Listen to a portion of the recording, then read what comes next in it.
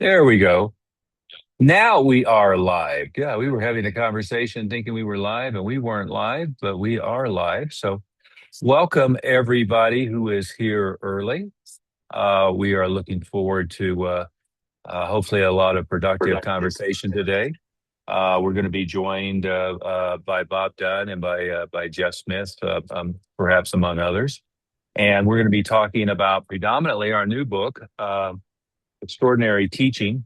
I've got to remember I've got the fake background on, so when I hold up the book, it doesn't work so well. Maybe I will um, uh, turn that off so it makes it easier.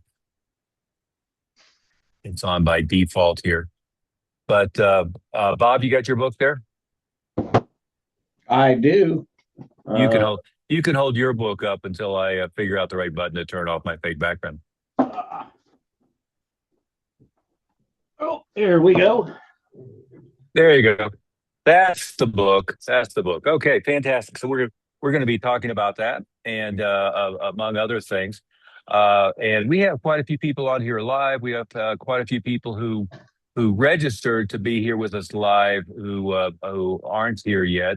So if you're watching this on recording, welcome. We hopefully will cover quite a bit of ground. Welcome, Don, Harvey, Jesse, Carl, Nathan, Richard, Sam, and Stephen. Stephen White, Richard Hackworth, and any number of familiar names there. So long Ah, time no see, guys. And at any time, if you have any questions, raise your hand. We can promote you to panelists and plug you into the meeting. Typically, with these things, I just start promoting people into panelists, and then I find out we're talking to an empty chair or something. So it doesn't always work out so well on our end.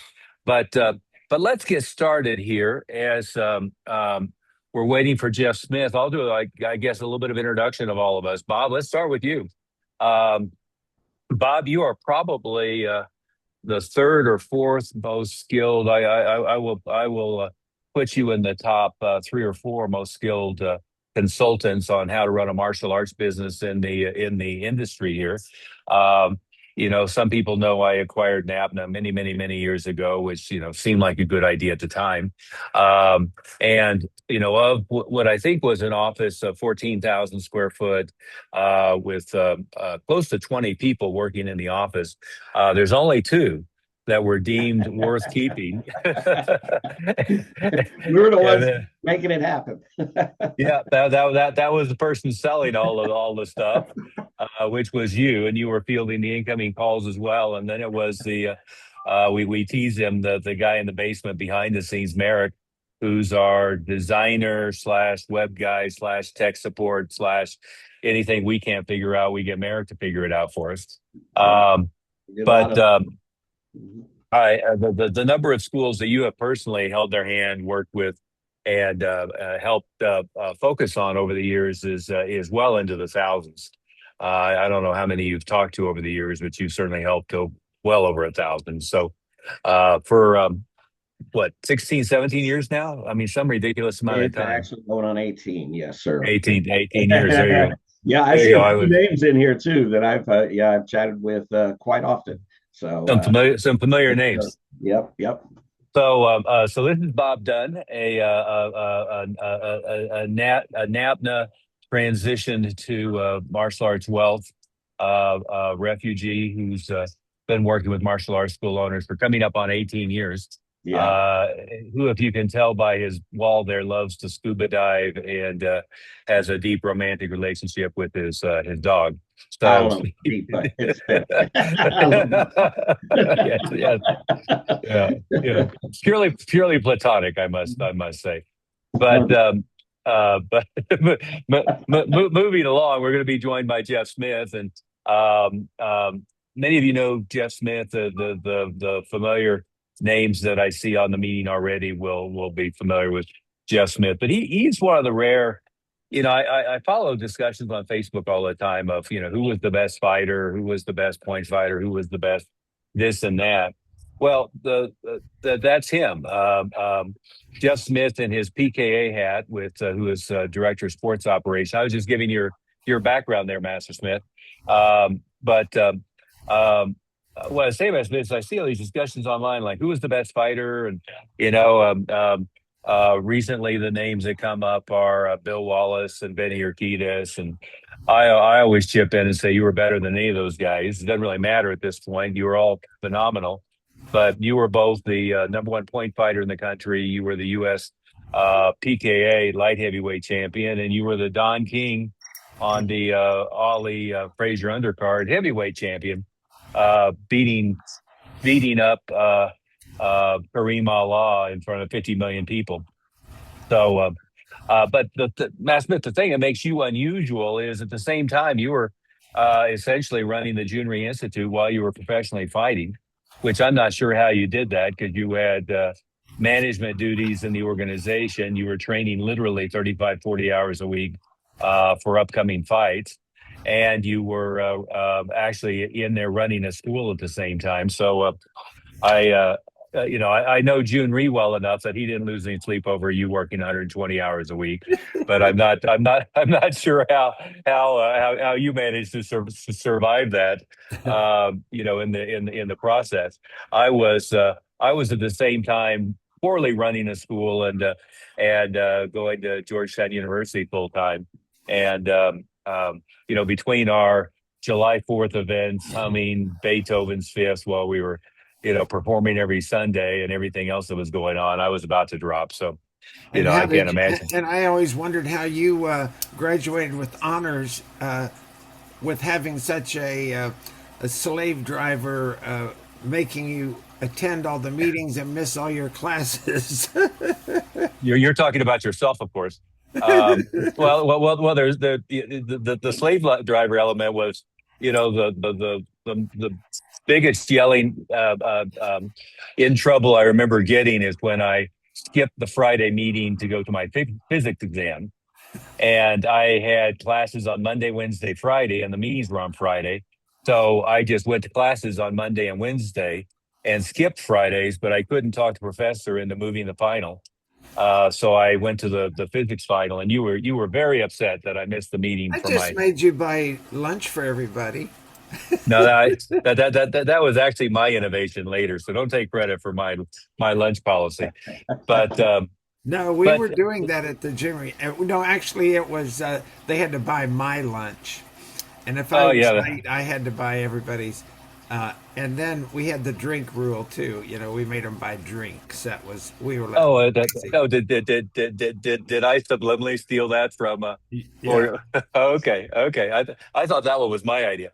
But anyway, the distinction where I was going with that in a meandering sort of way is, of all these fighters who are renowned over the years, you were the only one who was running a multi-million-dollar organization while fighting in Paris, around the country, et cetera, on 50 million pay-per-views, et cetera, et cetera, et cetera, while actually running a school yourself. So you were on the front line making sales in a martial arts school. You were Junri's fixer, so you ran, for instance, the Annandale School up to by far their number one school. So all the other schools would come up, and that's why you were preparing for world championship fights. Yeah, So he made me senior vice president, which means I did everything that he didn't want to do.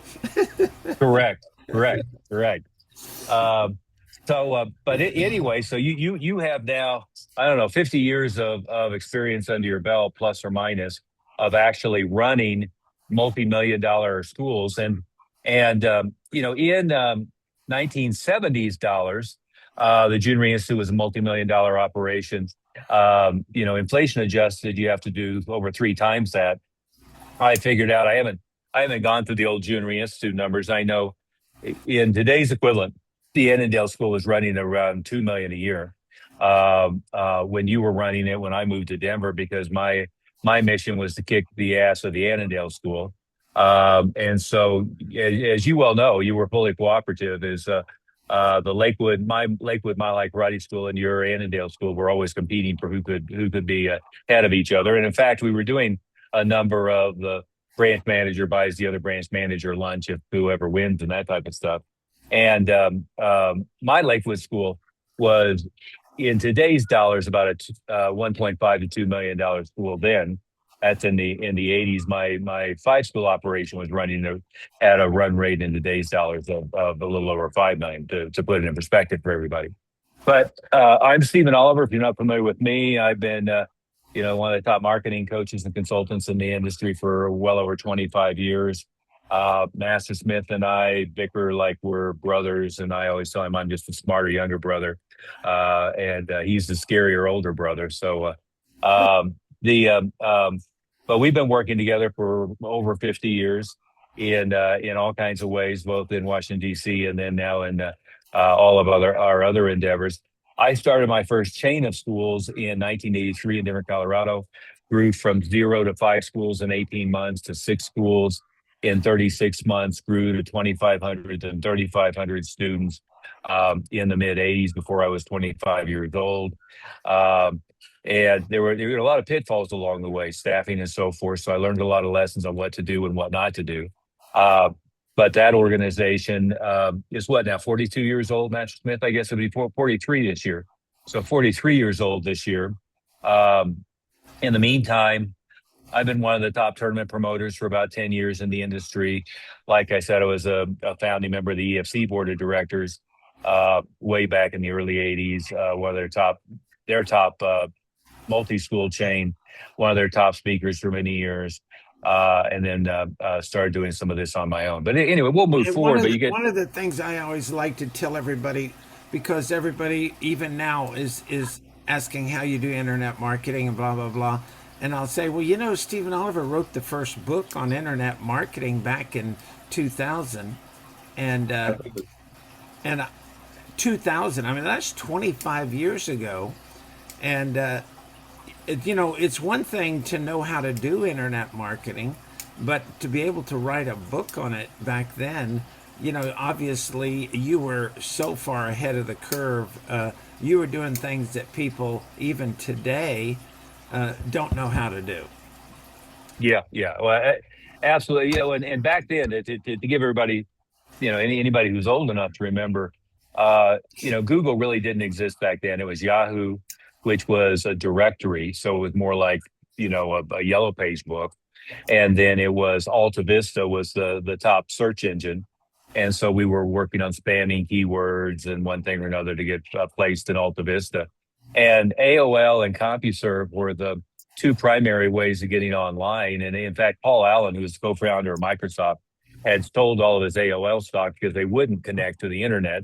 And we were looking at how to be involved in discussion forums, and discussion forums still exist, but they were internal to CompuServe and AOL back then.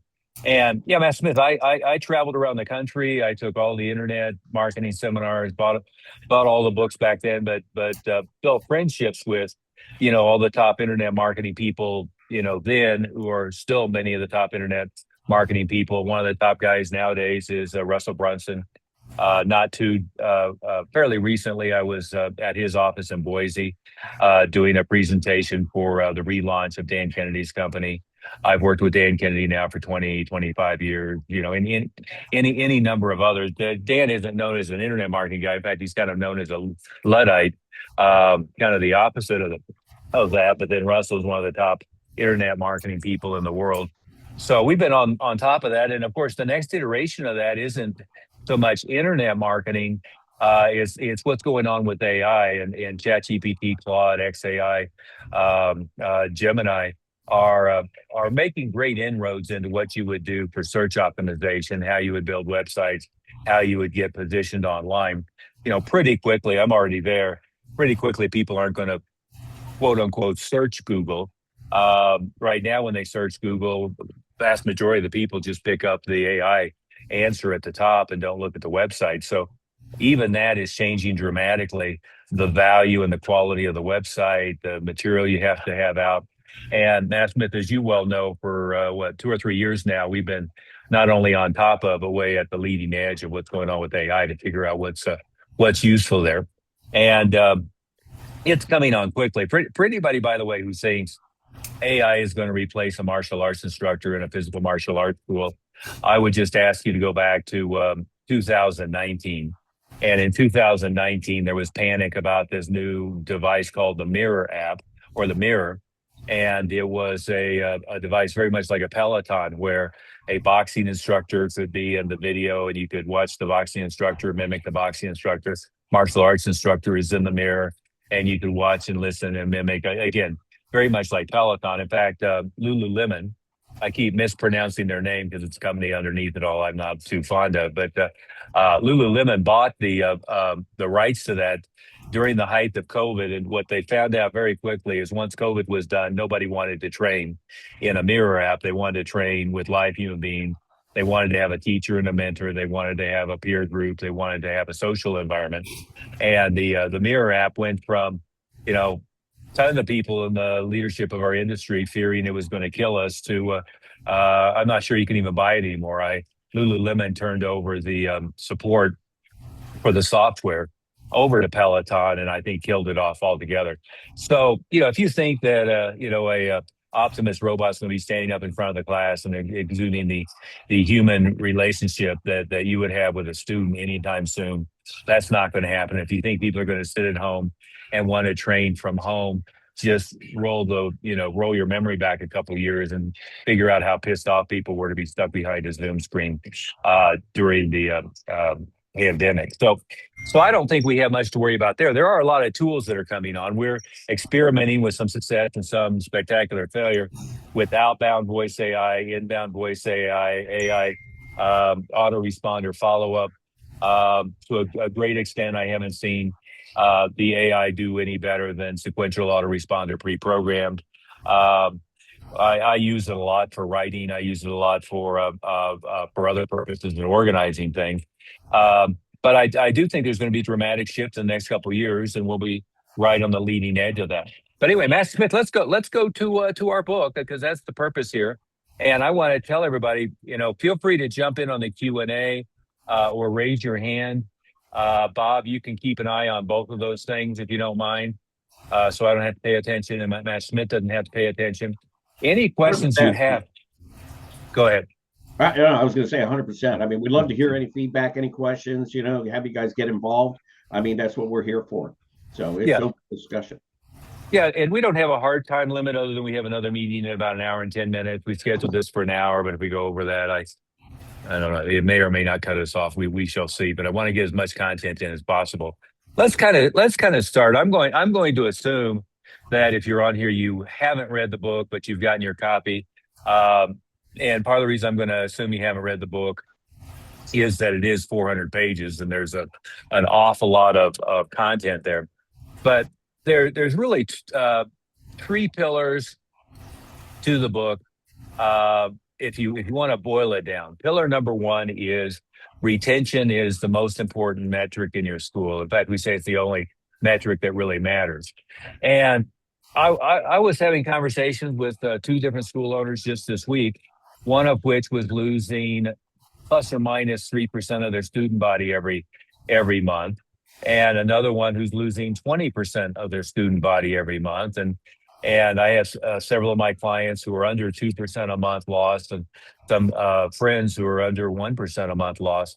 I got to tell you, if you're losing 7, 10, 15, 20%, you're a hamster on a wheel. You're just trying to run harder and run harder and run harder to keep throwing people in. And it has two negative consequences. But where I was going with that is three pillars we want to talk about. One is that retention is the primary thing that matters.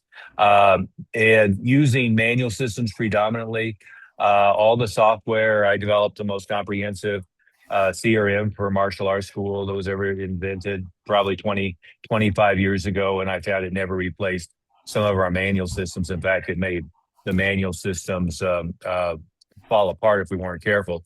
But pillar number two is what we term, Master Smith hates this term, so I'll use it, the leadership factory, turning your school into a leadership academy.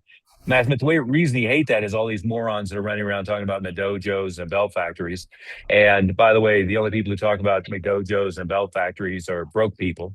Because in my opinion, it's not impossible, but it's rare for somebody to be a quote unquote McDojo or belt factory and have 500 students with 2 or 3% retention and high quality students. But what you want to do is turn your school into a literal academy where everybody is focused on developing leadership so that ultimately they all become part of your teaching staff, either volunteer teaching staff, part of their training and development program as they're having to give back.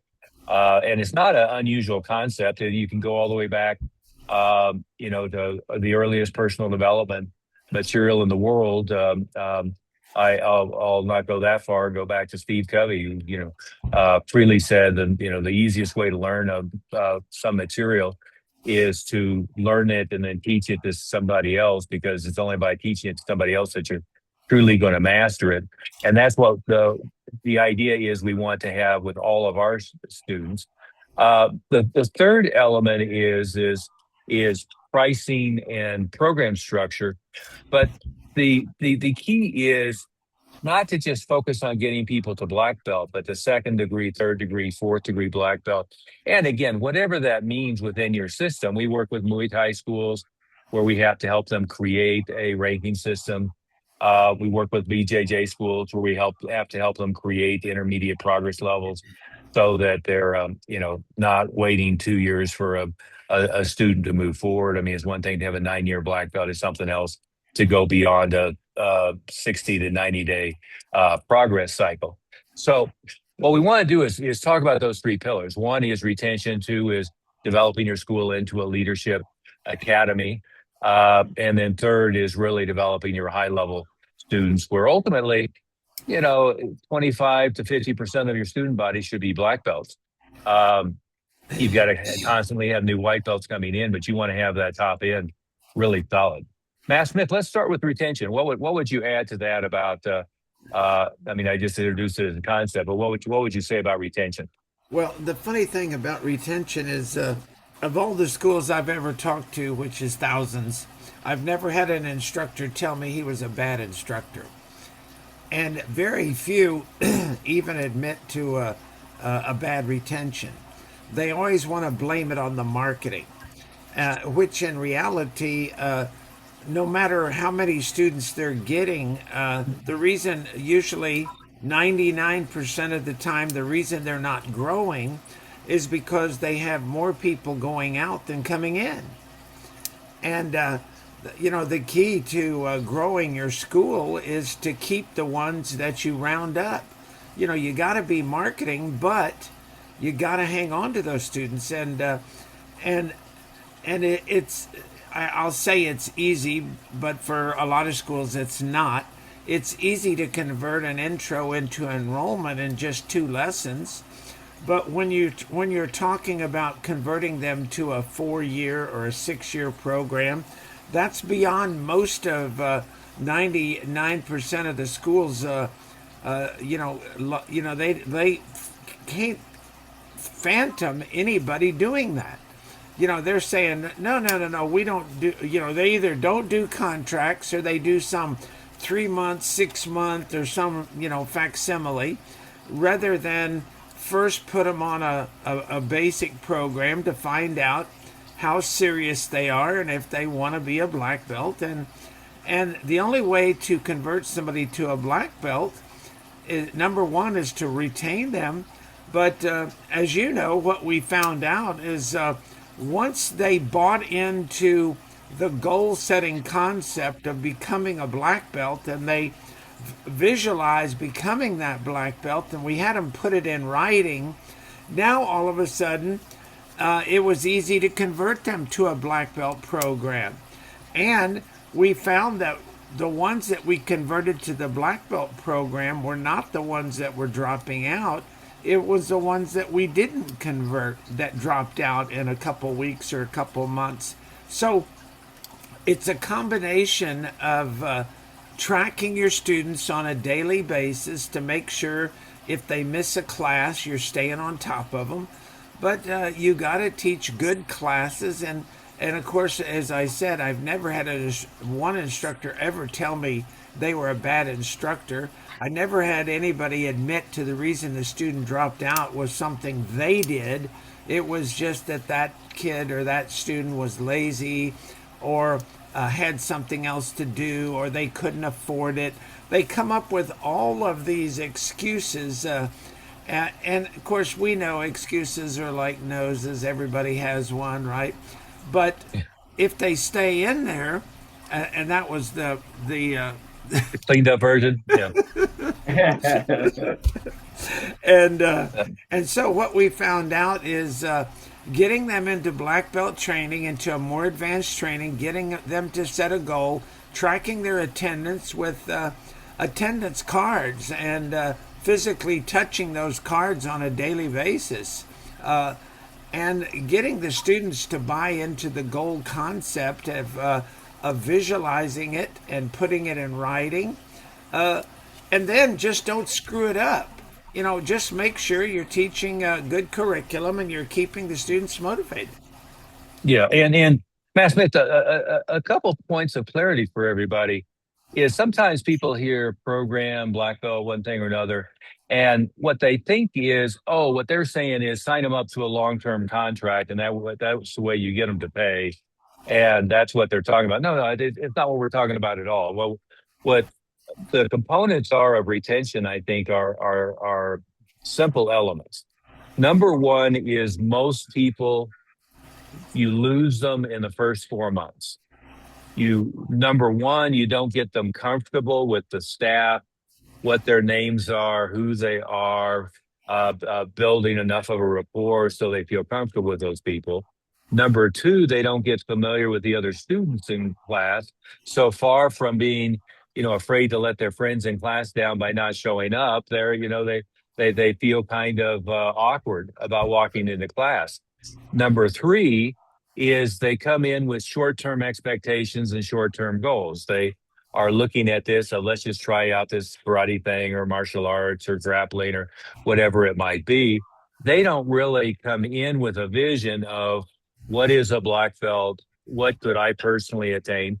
And in fact, most of the time they come in with a vision of, feeling themselves awkward, not as good as the instructors, not as good at the other people.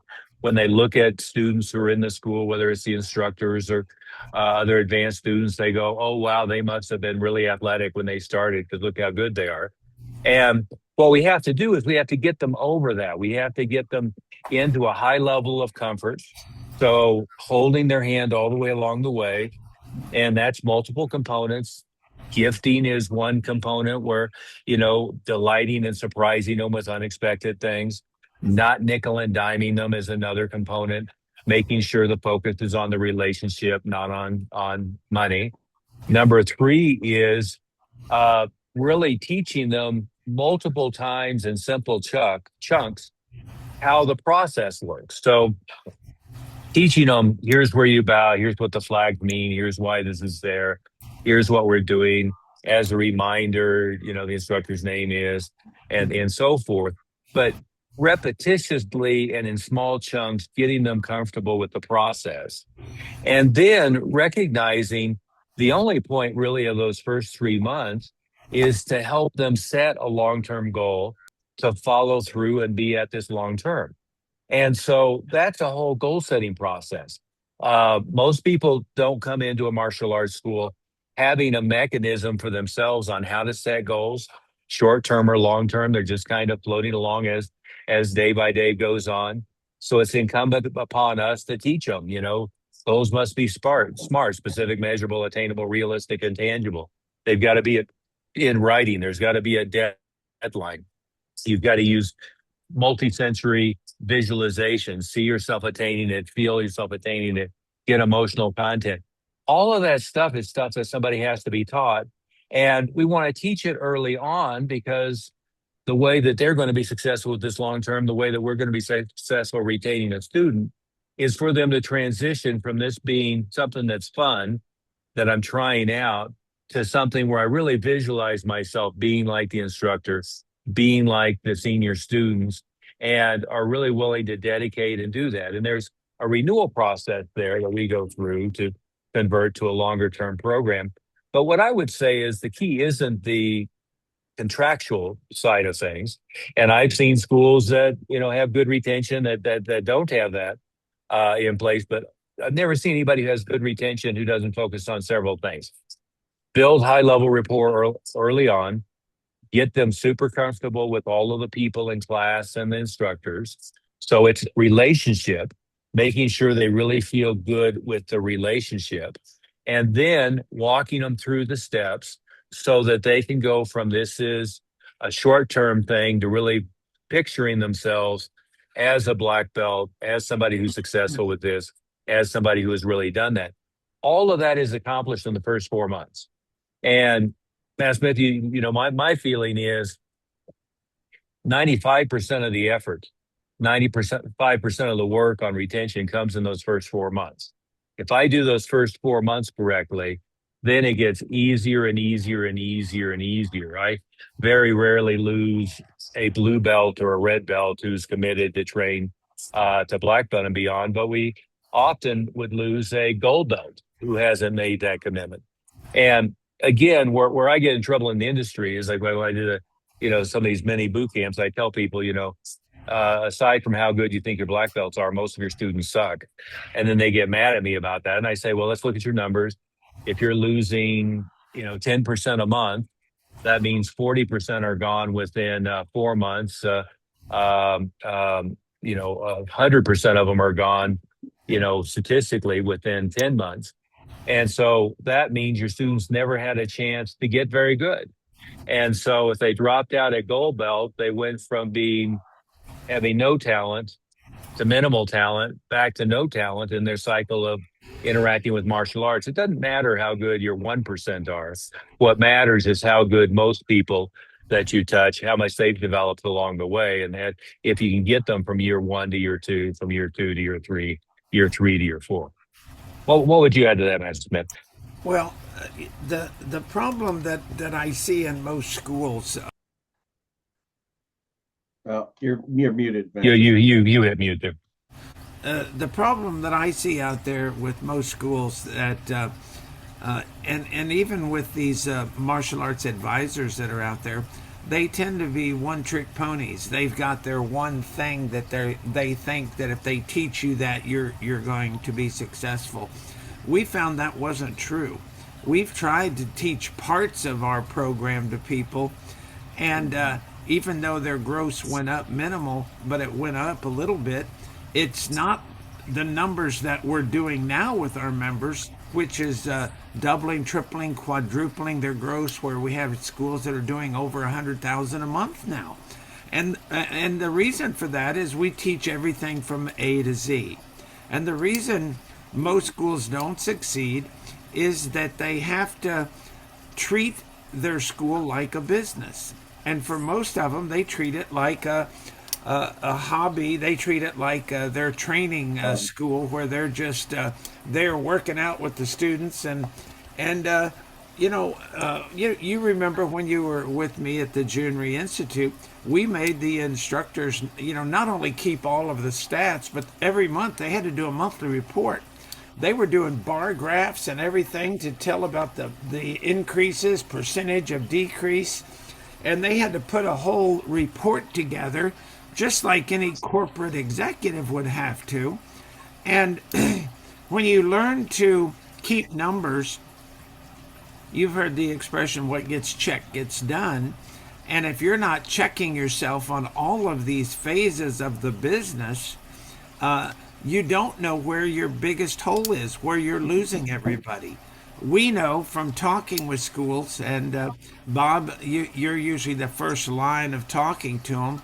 And it's funny, when I get your notes before I talk to them, always on your comments are under our retention part of it. You always say they think they don't have a problem. And then when I start talking to them and I say, well, how many students did you start with at the beginning of the year? And they said, oh, we had about 100 or 200 or whatever their number is. And then I said, okay, and then how many did you have at the end of the year? And they said, oh, well, let me see. And then let me look at that number somewhere. And this is just for the ones who have those numbers. They said, oh, well, we have about the same number. And I said, okay, well, take those total number of enrollments that you had, and that's how many students you lost. And all 99% of the time, they lost more in that year than they started with. They had more enrollments than they started with, but they lost more than they began with. And sometimes we call it, you're either green and growing, which means your active count is going up. You're ripe and rotting, which means your active count is going down, means you're losing more than you're keeping, or you flatline. And of course, that all goes back to retention. That all goes back to keeping the ones. And, we have to get more than we lose. It's simple math. How can you grow your school if you're losing more every month than you're getting? And some schools think that because they're not tracking it like we are on a daily basis, they just look out there and there's 20 people in the class, and so they think they have a full class. They don't realize that all of these people that came in, they would have had 40 people in each class. Instead, now they have 20, or the only time they notice it is when their class size actually starts going way down, and that means that their retention has gone so bad that not only have they lost all the ones they renewed, all the ones that they enrolled this year, but now they lost part of the other base. So they start getting into the negative numbers. Yeah, and to give an example, and we should probably move on to our second pillar, but to give an example, if I'm running a school of 500 active students and I lose 2% a month, that means that I need 10 new students a month to stay even. And if I'm running 500 active students, I can run some buddy events. I can do maybe a couple of birthday parties. I can do family add-ons, and I'm fine, to find another 10 students out of 500 to lose the 10 that I lost. On the other hand, if I was losing 10% a month, that means I have to have 50 a month to stay even. And I've had friends who were in that. One of them called it feeding the beast was his term for the whole thing. I call it being a hamster on a wheel. You're just running faster and faster and faster and getting nowhere. But that percentage retention makes all the difference in the world. I'd much rather be at a point where maybe I'm losing, you're not never going to get to zero, but maybe I'm losing 1 or 2% a month, and I get to 500 students, so I only need 5 new students a month.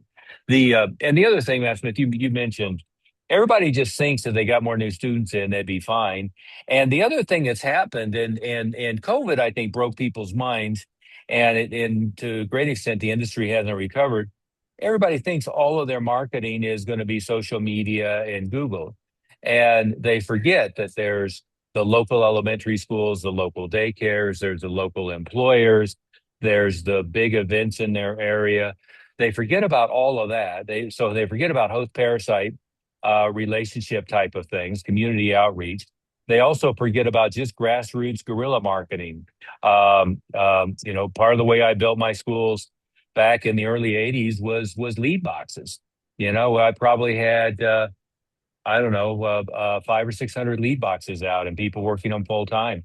Well, that still works. We've kind of shifted to rack cars because it changes the dynamic a little bit. But they forget about guerrilla marketing. So if I have community outreach marketing in place, I have all of the grassroots or guerrilla marketing stuff in place. I have internal referral marketing in place, and then I have Google, search, Bing, et cetera. I have social media marketing. I've got all the pieces in place. And, of anybody in the industry, I'm the biggest fan of online marketing. I've been studying it for 26, 27 years. We're at the leading edge of it. But it's not the end all and be all. It's a support mechanism. And if that's all that you do, you really minimize your impact on the community. You've got to be the pillar in your community where everybody who thinks of martial arts or thinks of karate or thinks of whatever it is you're doing, you're the only one that comes to mind. And, with Mile High Karate here in the Denver metro area, I was in that position. June Institute in Washington, D.C. was in that position. Our top clients are in that position now where, they're so well known and so established that nobody would even think of any of their competitors. Matt Smith, let's move on to pillar 2, though. And again, anybody has any questions, just jump in at any time. We want to answer any and all Q&A. And Bob, I had 10 or 12 questions that people sent me ahead of time if we have time to get to them. as Sure. well. But If I could just real quick, Master Oliver, you'd mentioned about the guerrilla marketing, live event marketing, and to no fault of a lot of the school owners that I speak with, they'll say they've tried it or done it, but they honestly just don't know how to effectively do it, right? And to get the results that our guys are getting. So, I mean, there is a little bit of magic to it, and I mean that's something that we teach constantly. But I just wanted to point that out. So a lot of times you'll get the feedback that, oh, I've done that, and it flopped. But And that's a good point, Bob, because it's like the gold belt that I taught a sidekick, and then he was trying to do some sparring, and every time he went to throw that sidekick, the guy blocked it and punched him right in the head. And he came back to me. He said, "I'm not going to use that sidekick anymore because it doesn't work." And then I said, "Oh, maybe you better watch this video by a friend of mine named Bill Wallace and tell me that sidekick doesn't work." You see, it's not the technique, it's how you set it up, it's how you throw it, how you learn how to use it properly. And that's the same thing with marketing. You have to learn how to do it properly. yeah, and I had one of the what I non too charitably call the bozo explosion of consultants. But what one of the guys reacted to something I put out quite a while ago, and I said the insider's secrets to something or other, and he was saying, "Well, there aren't any secrets." And here's the deal: if you're implementing a strategy, but you're not getting the benchmark results that are possible, then there are tactical pieces missing along the way that are the secrets to making that thing successful, right? So, an example, Bob, is, good friends of mine who are also coaches and consultants. For years, I couldn't get them to do movie theater marketing, live events, and so forth. Anytime they did, they said, "Oh, that doesn't work for us." But when I looked at what they were doing, two college or high school kids sitting behind a booth at a fair doesn't work. You're right, it doesn't work. Uh, a couple of staff members who are going to hustle with a prize wheel and other reasons to pull people to the booth, collecting contact information and making appointments on the spot, that works like a charm. So they would go to an event and get two or three leads. I would send somebody to an event and get 150 appointments. So there's a whole bunch of insider secrets in the process to doing that. Another example is, the idea that was permeating in the industry a few years ago, school talks, is, that got borrowed from something I developed in the early 80s, and June Reinstitute was doing it in the early 70s, going to all the schools. But I was going in, doing a PE teacher for the day, teaching 500 kids, getting permission slips, so getting 80% of the school, so 400 name, address, and phone number, and then probably 100 appointments from there and 50 intros, where the average guy was running around spending the same amount of effort teaching a class of 30 kids, passing out guest passes and saying, "Hey, come down and see our school on Saturday." And anybody I talked to who was doing it that way would be like, "Well, it's not that it doesn't work. It just doesn't work very well. And I keep debating whether I should do it or not. And it's exhausting." But they were missing the insider secrets to taking the same amount of hours and effort and making it very highly productive. And the internet stuff is the same way. Two people can have a beautiful website. And by the way, the old adage from 25 years ago, which is still fairly true, is ugly sells and pretty doesn't. But two people can have a beautiful website, and one has a grease shoot that takes them from interest to sharing contact information to contact. And another one gives lots of information but doesn't have that same grease shoot.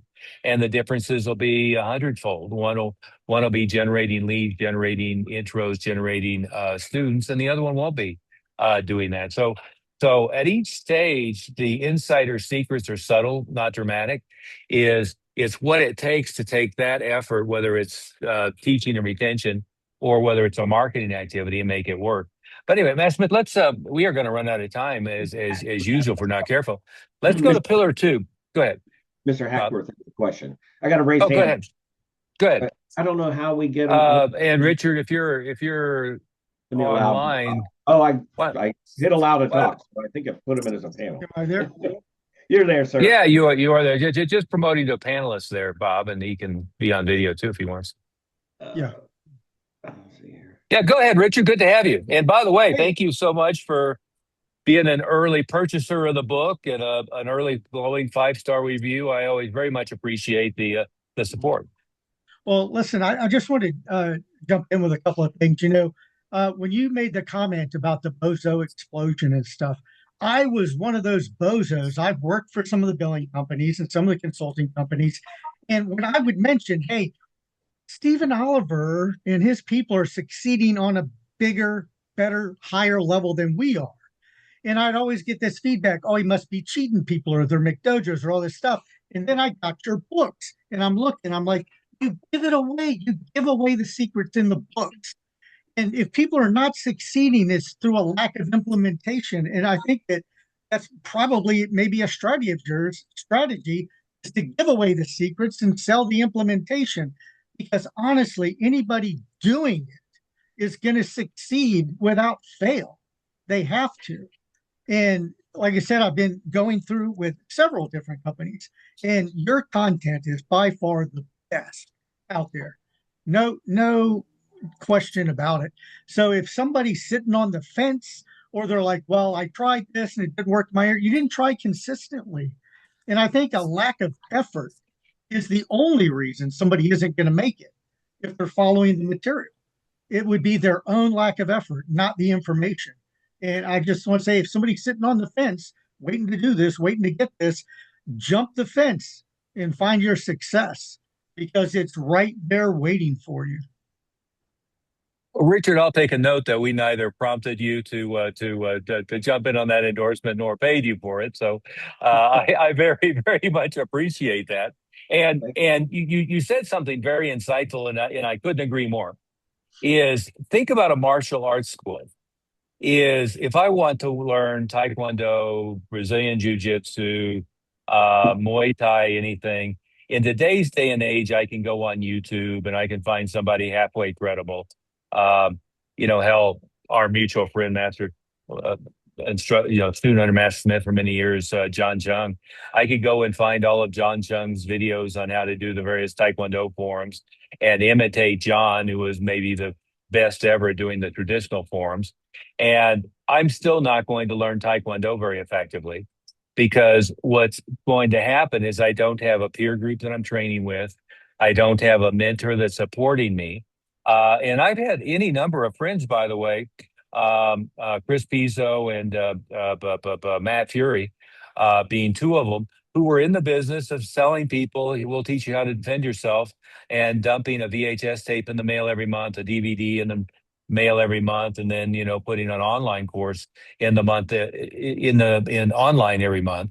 And then what they knew is that most people, the behind the scenes conversation was most people didn't break the shrink grab, on the first or the second video. And so you're exactly right, Richard. In this is what we know is it's not the ideas, it's the implementation. And the implementation takes iteration. It takes emotional support because it's not all roses. It's frustrating. I go meet with the principal, the school teacher. They shoot me down. I go to a live event and put my staff out there, and they tell me it doesn't work. There's all of the in the trench stuff that we've dealt with for God, I don't know, Matt Smith, combined 100 years. I'll say most of that is you, but it's I've got 45 years, so it's not much more you.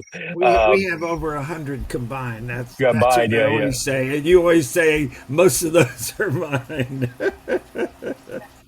Well, I've got 45 of it, I know. So I can't lambaste you too much on that. But Richard, you're exactly right. It is what the difference is with our top clients and all of our clients is they're getting support every week. They're getting support in small group session. They're getting peer support. They're getting individual support.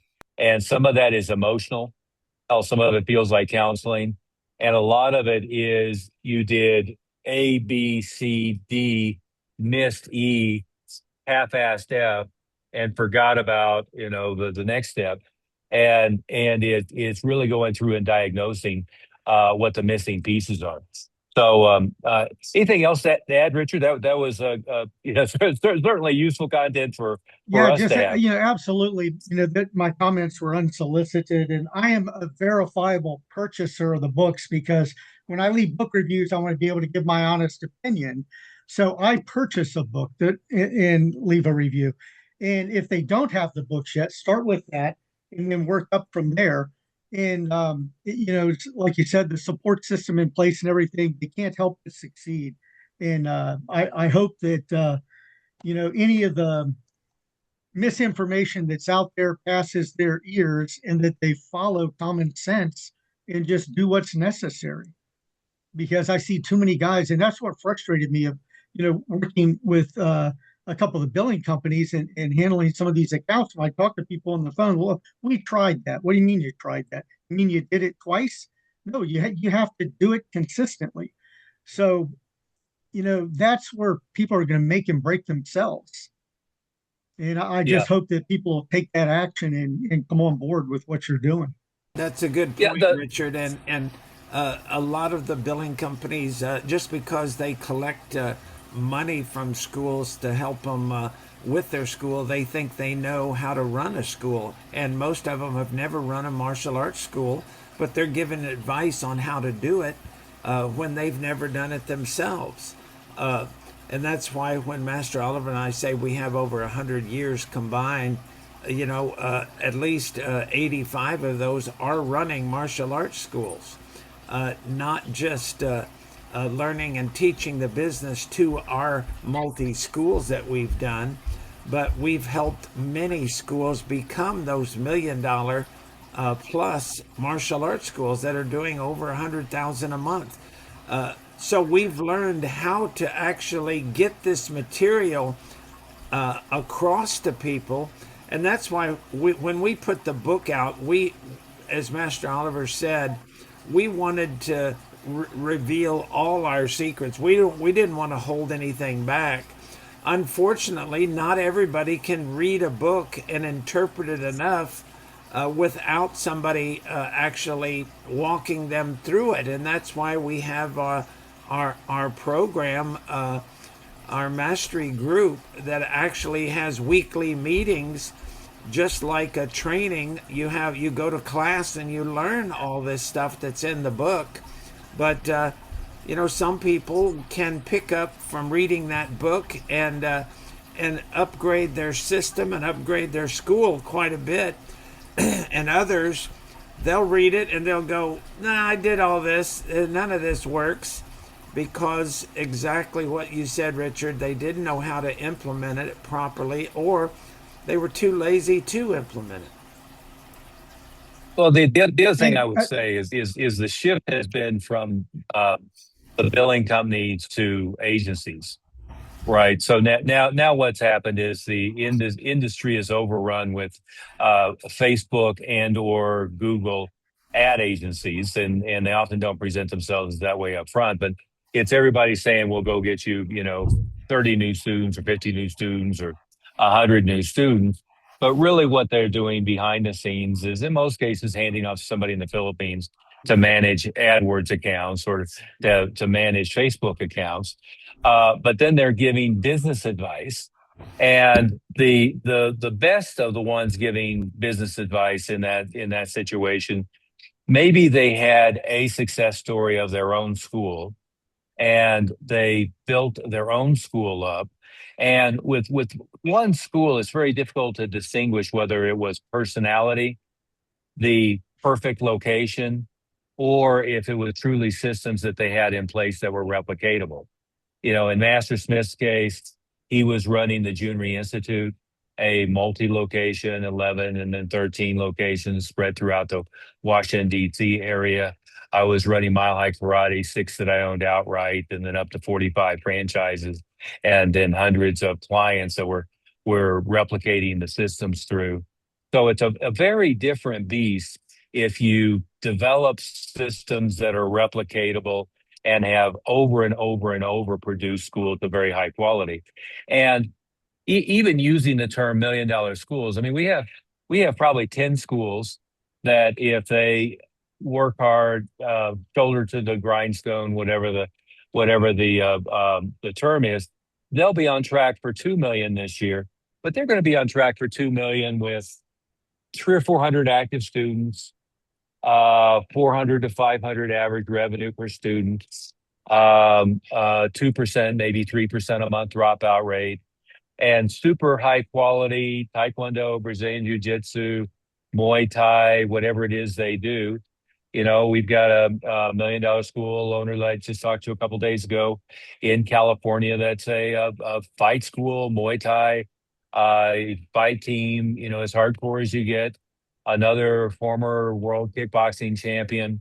I'm not sure world champion or U.S. champion, Master Smith. I'm talking about Scott Sullivan, but champion, hardcore, quality martial artist who's creating incredibly high quality Brazilian Jiu Jitsu, MMA students. And then we've got any number of Taekwondo, traditional Japanese schools, traditional or modern Kempo schools, etc. And so the key is there having mentorship with systems that are replicatable, having the ability to have it not be personality based. Because if the owner has a lot of charisma and then the owner wants to go on vacation in Hawaii, Master Smith, I know Jason, who's on track for a $2 million school, he took December off basically, a couple weeks in Puerto Vallarta and a couple weeks off, and still did, what was it, 160,000? Did I get that correct? You're Yes, sir. muted, but Yes, sir. 160. And yeah, 150,000 the month before that. in November, yeah. And then this month that was November and December, and in January he's going to do another 150. Yeah. And So, I don't know if you censor, but those are single school operators, just so for everybody's. Single school. yeah. It's about a 3,000 square foot school. Yeah, I think Scott Sullivan is 2,400 square feet, if I remember correctly. Jason says expanded is a little bit bigger than that. But Master Oliver, what you were saying is so true. A lot of martial artists, they tend to jump on the bandwagon every time there's a new thing. I remember when Taibo and cardio kickboxing came around, and everybody started doing that. And then jiu-jitsu came out, and then everybody wanted to add that to their program. And what we found is it doesn't matter what style you are. We have $1 million schools from every single style. There's not one style from traditional Shotokan, Taekwondo, Kempo, Karate, Kung Fu, Muay Thai, Krav, Jiu-Jitsu, Brazilian, whether it's the Machados or Gracies, Kempo. I mean, every style. It's not what you're teaching; it's how you're overlaying the business system to make your school become $1 million school plus. Yeah, absolutely. And Matt, let's touch on the last couple of pillars here before we're completely out of time. Pillar number 2 is developing really a leadership. I'll use the term you prefer, academy, but turning your second year, third year, fourth year students from being just purely students absorbing material into them learning to then share it with other people. And what you create then is you create this huge support team among the student body. And it's not a new concept. Again, I mentioned Steve Covey earlier, but many traditional schools, your point of learning martial arts is to give back to other students, to give back to the community, to share that. It's an easy concept to get across. Nothing about what I'm talking about is about, easy, tricking people into doing free, unpaid labor or anything like that. I hear that from time to time. What it is about, though, is it's about, and again, I stole this from Steve Covey, but it's moving them through a contingent where they go from being a good student, so they go from being dependent to independent, to interdependent. That's Steve Covey's maturity continuum. And the interdependent part is learning how to be a good, effective team member, learning how to be a good, effective team leader, and ultimately learning good public leadership skills, speaking skills, and so forth. And so what we want is that to be built into the curriculum. By the time they're moving to year 2, they're moving to year 3, they're learning how to give back, they're learning how to be supportive, they're learning how to not only learn the material, but teach the material to other people, and then move through the program that way. So a lot of what we covered in the book, Master Smith, was how to create that philosophy of being a leadership academy or a leadership factory with your students, and how to really get them the idea that at every step of the way, they're now looking to give back. And again, if you develop a school with a huge number of black belts and a huge number of advanced students, what happens is, if you've developed and trained them right, they end up with being support for everything you're doing. And they end up with ultimately being a feeder for full-time staff. Of course, if you have a lot of students who are learning leadership and they're 11 years old, kind of hard to put them on salary full-time staff. But I don't know how many you and I have had work their way through high school, work their way through college. Some of them we've helped pay for college. They graduated from college and became staff. They graduated from high school and became staff at every step of the way. But it's so important to develop that top tier of the school. And if your retention is good, that should be probably the top third of the school, or the top 50% of the school are all in the mode of exercising leadership and giving back and supporting the other people in the school. Well, what would you add to that, Master Smith? Well, the whole part of them being in an instructor training program is not because even we wanted them to be an instructor. We knew that teaching is learning. And when we take an advanced student who's in our training program, now we don't turn him loose and he's teaching a class. There's always a black belt. There's always our head instructor that's teaching the class. These are fingers, helpers, extra hands that are holding the pads, that are correcting the students' details to move around within the classroom. But what we found, once they were in there doing that kind of stuff, because they were hearing it, and now it's kind of like when you're in high school and you go back to elementary school, you start picking up things and you go like, wow, this stuff is so easy. I don't know how I ever had a problem with it. Well, then they start correcting somebody and they realize that they're making the same mistake themselves. So it breaks it down into, as we all say, the best black belts are the ones that have the best basics. So this gives us a chance to send them back into a basic class, help with that class, improve their own basics, and have the confidence. And we put them on a pedestal when they're in that class. We praise them. We have them bow in with the instructors. We introduce them as a future black belt leader, as a future instructor, because they're an instructor in training. We call it instructor trainee, and they'll be helping in the class. We address them as Mr. by their first name, whereas our black belts are addressed by Mr. with their last name. So we give them that respect, have the students give them that respect. And when the students see the other kids their age up there doing that and helping lead the class, then they go, wow, I thought you had to be an adult and you had to be a black belt to be able to do that. I want to be able to do that. Now they want to get in your black belt leadership program because they want to be like the other black belt kids that are leaders now. Yeah, and our third pillar, and I'm skipping through a couple of these things quickly. And again, any and everybody, feel free to ask some questions. We have about 10 minutes or so that we have available, then we're going to have to pop off to prepare for our member meeting. And Bob, you have your phone number there, 720-256-0208. We keep laughing, we keep butt dialing you, trying to remember to write down your phone number.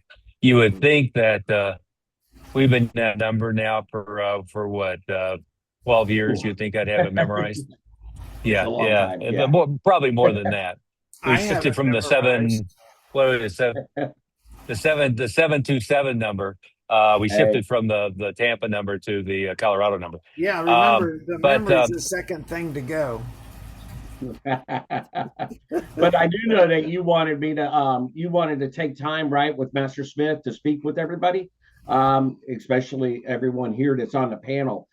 Please, I'll reach out to you, and then we'll block out a time for you to speak directly with Grandmaster Jeff Smith to expand upon everything, because I know you're getting ready to run out of time, Master Oliver. Yeah, and call Bob yeah, to set up a and time to talk with me. And if Bob calls you, write that number down. So put it in your phone directory, and then put, Bob Dunn in there, Mastery Group. So it'll go through. Some, like my phone, if you're not in my directory, it won't ring through. So that way you won't think it's another spammer. It's Bob trying to set you up with me, so we can go through a little school evaluation. Well, At no or better charge. yet, or better yet, just reach out to Bob.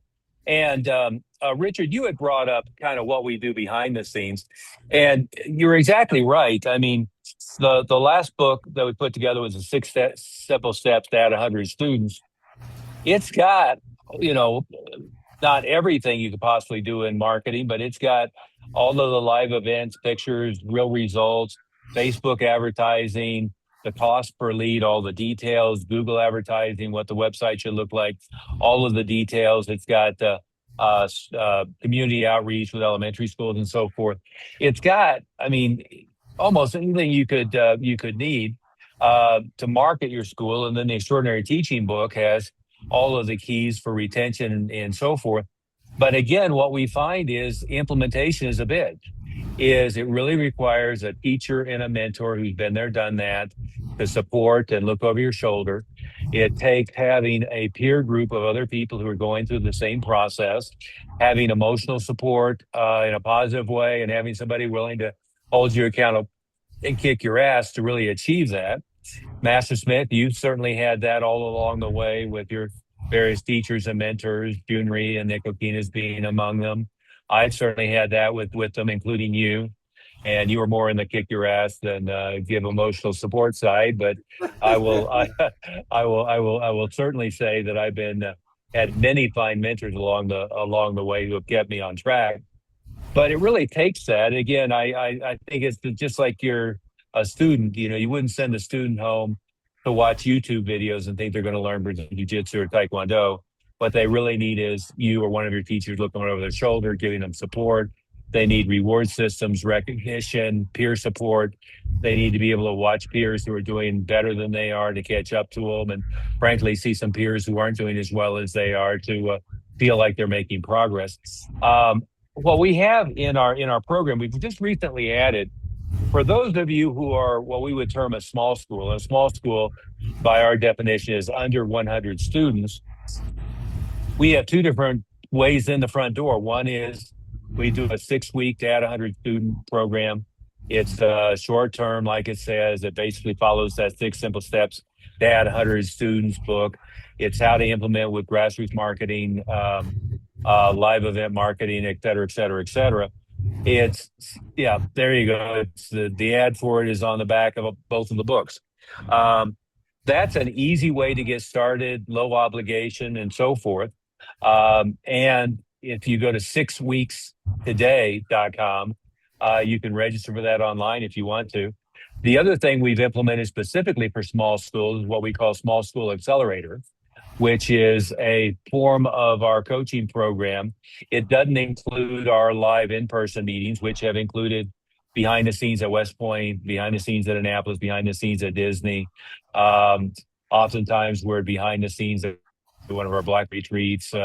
Coming up this spring, we're going to be in Scottsdale, Arizona in about 4 weeks now, Smith, coming up in less than a month. And then we're going to be here at my home in Golden, Colorado, Evergreen, Colorado. But the Small School Accelerator is a program for schools that are under 100 students. For schools that are over 100 students, that's our what we call Quick Start, is our normal, not normal, but our coaching program, where you're getting small group support, individual support, live group meetings, et cetera, et cetera, et cetera. None of it though is learn on your own. None of it is here's an online course, go learn it. None of it is here's a book, go study it. Those are support tools, but it's all us holding your hand, looking over your shoulder, giving you feedback. But Matt Smith, let's go to our last pillar here for just a couple of minutes. Our last pillar is make sure you have a good black belt retention and a good ongoing black belt program. And one of the innovations that you put in the industry, God, this must be late 70s, is you convinced Master Ree to create a second degree and then a third degree black belt program where you would renew people and they would pay. Before that, the black belt program basically was sold as once you get your black belt, you train for free.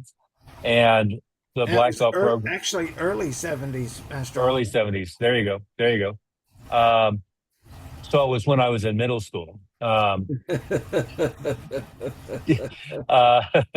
just to get You were an old middle school child.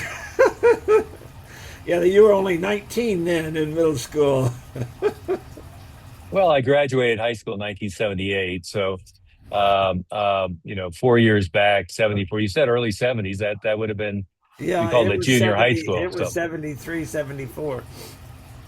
So junior high school, yes.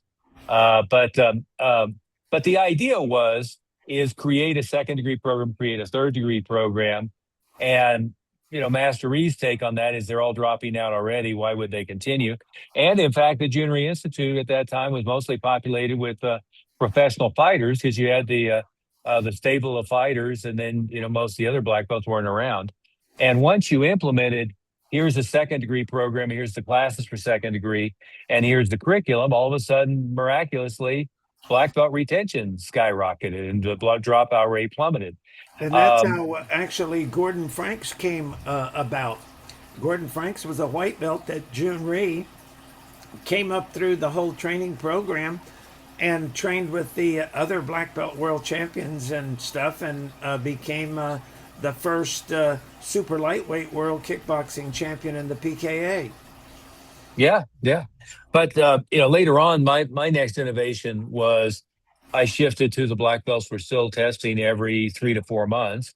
We shifted it back and forth from time to time, but they were then getting new belts. So I implemented the um, um, um, black belt with a white stripe as a conditional. 6 months later, they would get certification, get a solid black belt, then they'd go to gold stripe, orange stripe, green stripe, purple stripe, blue stripe, red stripe, brown stripe, before conditional second degree black belt, then certified second degree black belt, and then they would go to two gold stripes, two orange stripes, two green stripes, and they would continue on say a 2 year second degree program. They would still be testing every 3 to 4 months, and then we shifted it to 2 months without a full belt in each time. But we shifted it to the black belts were being treated the same way that the green belts were. Is they needed again 16 class credits, but 16 teaching credits in order to test every 2 months. So really, what they were getting is 32 class attendances, 16 as a teacher, 16 as a student, and then regular progress updates. And then we would have the major test, meaning the spring and fall test is when they could get their second degree conditional or their second degree certification, the third degree conditional or their third degree certification, their first degree conditional or their first degree certification. And that made a tremendous impact. And then within that structure, we put together a 3 year rotating curriculum, not 3 year, what would it be? A 6 year rotating curriculum. So the black belts were rotating through first and second degree black belt to third degree black belt with curriculum where they were all learning the same exact material at the same exact time. So we could have them training together, preparing together, performing together, and so forth. And again, you see a lot of, without getting into more of the detail, you see a lot of different things going where it wasn't, you got a black belt, you can test for second degree in 2 years, but you got your conditional black belt, your progress check is in 2 months, your next progress check is in 2 months, and then in 6 months, your certification, and then you're following progress checks. So they continue on that cycle. You keep enhancing their leadership responsibilities. So it becomes part of the testing cycle and their reading requirements. I mean, the extraordinary teaching book is their next reading requirement for our uh, black belts because we haven't had it before, and then it's going to become the leadership curriculum for the third year leadership students. But that black belt retention is extremely important. One is very hard to be running a school, and I just enrolled 30 students this month. They're all white belts, and I say this is a black belt school. You want to set your goal. You want to focus on being a black belt, and the only black belt in the school is the instructor. You want them to see black belts running around all over the place, but you also want to see those black belts as a product of the product. Those black belts have to walk, talk, look, and act the way you want your black belts to walk, talk, look, and act. I've always been very concerned about how they're groomed, how their uniform is pressed, no spiked green hair, all of that kind of stuff, so that the parents are seeing a visual of those black belts as being a product of the product of exactly what they want their students to be. Matt Smith, we have just a minute or two left. A good I'll give it. example of what you were Yeah. just talking about, we had our black belt testing up in Breckenridge in November, and your Thornton Mile High School had over 100 people testing for different degrees and levels of black belt. And this is from one school. So most martial arts schools, when they say, "Oh, we're a black belt school," and they don't have any black belts, or they like to brag that nobody can make a black belt in our school. It's so hard. Well, that just shows how bad a teacher you are, because you can't get them ready by then. If somebody goes to school for, high school for 4 years and they can't graduate, well, there's going to be some that don't graduate. Not everybody passes our black belt test. It's in the mountains. That's 2 miles high elevation. It's a 48-hour black belt test. Now, I've never seen any school anywhere. When we brought Joe Lewis and Bill Wallace out to do seminars, when they saw our students at all ages training for 48 hours with about 4 or 5 hours sleep that whole weekend, they couldn't believe it. They were like, how the hell do you get these kids and adults to do this for that long at that elevation? Because we're not talking ground level. We're talking, how much harder it is to train at that elevation, much less do it for 48 hours with just a little rest in there. So Yeah, not quite 2 miles. I think it's 9,300 elevation at oh yeah, Breckenridge. So okay, yeah, yeah, we're like yeah. 2,000 feet less than it. Well, Well, 5280. So 10, yeah, 10, 5, 5,000. a thousand feet less than two miles. Yeah, it's less. It's hard to breathe. Let me put it that way. It's Yeah. well, it feels like 2 miles, but it's definitely almost 2 miles high. But even 1 mile high, everybody has. Look at when they had the Olympics there, and when they have people who compete in the football and everything else. When they go to Denver, they have trouble with the altitude. It's hard to compete because it is much more difficult. That is why the Olympic bike riders train out of Boulder, and the Olympic Training Center is in Colorado Springs. But anyway, hey, if there's any other questions, real quickly, feel free to jump in and ask them. Otherwise, we're gonna call it a day in just a second here. What I'll leave everybody with is, hopefully you've gotten the book. Hopefully you've read the book. We'd be eternally grateful if you give it a nice 5-star review on Amazon. That is helpful. If you haven't gotten the book yet, it's completely Hold free. the book The up digital again, Bob. downloads. Yeah, Hold the the book up digital again. the digital download. And Bob, do you have the other book, the 100 Students book? There you go. Hold on. Yeah, don't worry about it. Okay. But just go to extraordinaryteaching.com to get a free copy. And actually, when you do that, you get the digital copy of Extraordinary Teaching. You get the add 100 students to your school. You get all of that material. You get the Way of the Mile High Maverick. You get everything I wish I knew when I was 22 and some other stuff. So, but the Simple Steps to Add 100 Students really is a very thorough marketing book. And then Extraordinary Teaching is an extremely thorough teaching book. And as Richard said, he's logged off since, but it really is what we do on an ongoing basis behind the scenes is all about the support. So there you go. There's the Add 100 Students. That's a get also free online, or you can buy the physical copies of any of those on Amazon. Um, but the ongoing coaching that we do is you're going to get the insider secrets for the tactical gaps, even of ideas that you're already familiar with that may not have worked for you or may be working somewhat. I'll just give you one more example. Is we have a new client.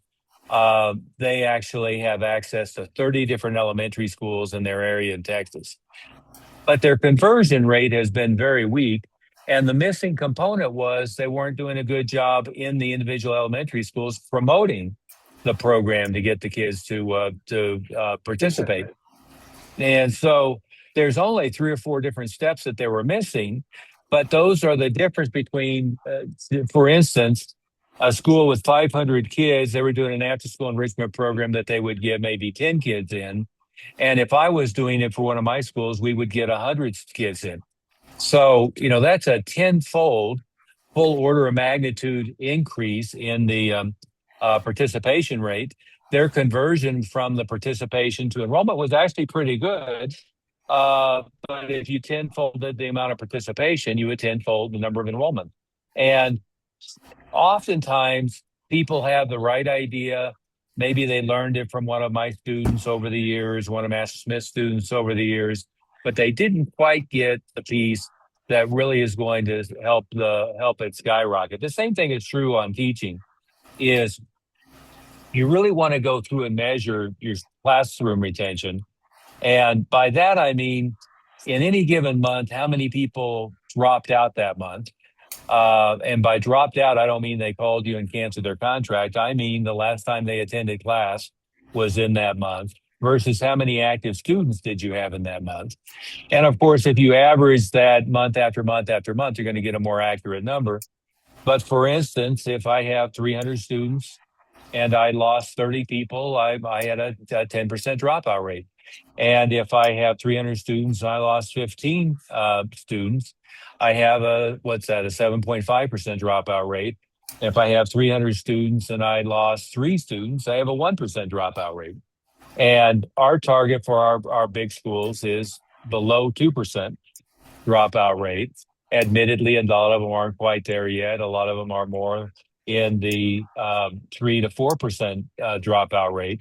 But again, I was talking to a school owner had 20% dropout rate the other day. Well, it's very hard to say to him, let's just get better marketing. What we need to do is we need to get that dropout rate down by 75 to 90% before you can do anything else, because you're just spinning people in the front door, out the back door way too quickly. So you really do have to focus on retention, on developing that leadership academy focus, and on really strong black belt retention, among other things, to get that kind of results you need.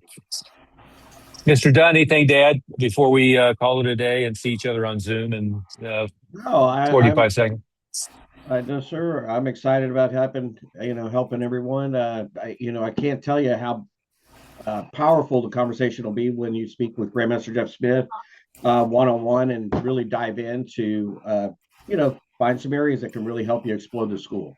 Definitely it'll be a positive time for you. So give me a call. I'll be reaching out to everybody as well. And a number, 720-256-0208. Sounds good. Matt Smith, anything to leave us with? No, just looking forward to talking to everybody.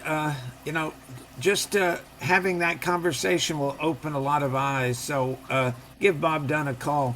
You got his number right there. Put it in your phone now, so when he calls, you'll know who it is. Or better yet, you just pick up the phone and call him. Sounds good. Okay. Thank you, everybody, and I'll see you guys in 2 minutes. 5 minutes.